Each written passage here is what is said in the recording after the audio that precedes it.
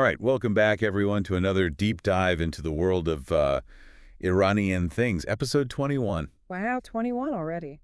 I know. It's going by fast. Time flies when you're having fun. I'm Mars. Panda's here. And if you're new to the program, to the show, to the deep dives, The deep dives. we've been talking about all things Iran. All the cool things that nobody knows about. All the things that you don't hear every day. Yeah. You know, you hear about Persian carpets and Persian cats and all this kind of stuff. And the food is good too. The food, yeah, but The there's food is very good. a lot more to it than that. Yeah. So we've been focusing a lot lately on folklore and mythology and cryptozoology. Yeah, that's been fun. Yeah, that's been a lot of fun. And today we're going to be talking about a creature Oh, yes.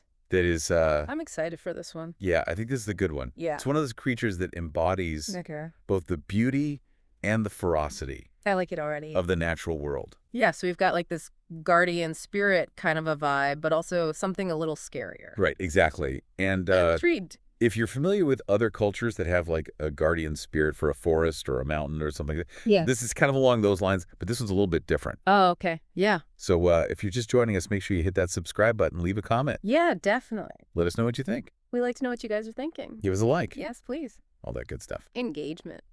So this creature is said to be found in the mountains of Maku, which is a city in West Azerbaijan province of Iran. Okay. And it's called the Daghlar Gulu, Daghlar Gulu. or Daghlar Gulu. You see it spelled a couple different ways. Cool. And it is described as a part wolf, part human creature. Okay, interesting. So we've got this humanoid wolf kind of situation. Yeah, so it's definitely Protecting the mountain. protecting the mountains, and it really does speak I was to going to say it speaks to how much nature is respected and revered. revered, right? In Iranian culture, in folklore, in mythology, this is a thing we see over and over again. Yeah, absolutely. And,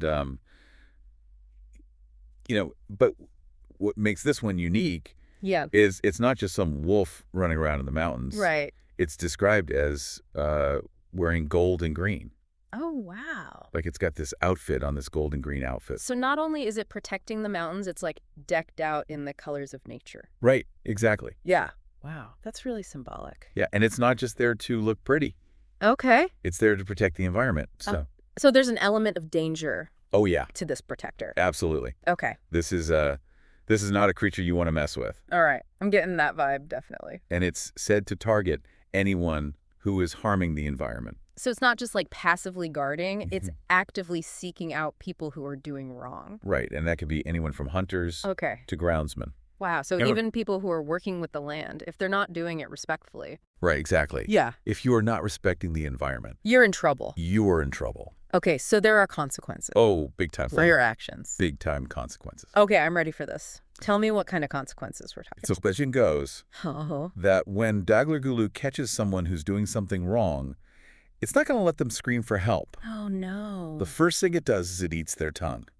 That's terrifying. Right. So it silences them before it does anything else. Right out of the gate. Oh, my gosh. No screaming for help. That's a powerful image. Yeah. And, and as if that wasn't bad enough, It gets worse. it gets much worse. So Yeah. after it silences its victim, it then proceeds to devour other body parts Oh, my goodness. right in front of them. So this is a very visceral Oh, yeah. punishment we're talking about. This is meant to send a message, and it does. It definitely sends a message. And it doesn't even end there. So once it's done with its victim, it takes the remains and it hangs them from their father's house Oh, wow. on the roof. So it's not just about punishing the individual, it's about sending a message to the whole community. Exactly. This is a warning to everyone. Wow.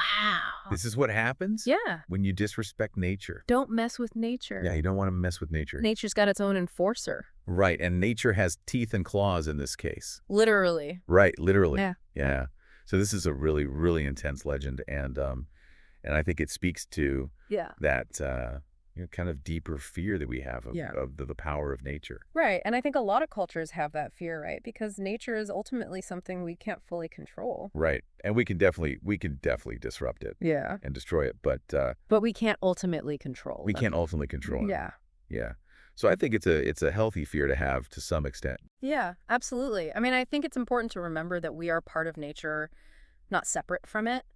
And when we disrespect nature, we're ultimately disrespecting ourselves. Yeah. And the consequences can be pretty dire. Yeah. So, is this story a cautionary tale? I mean, it certainly seems like it, right?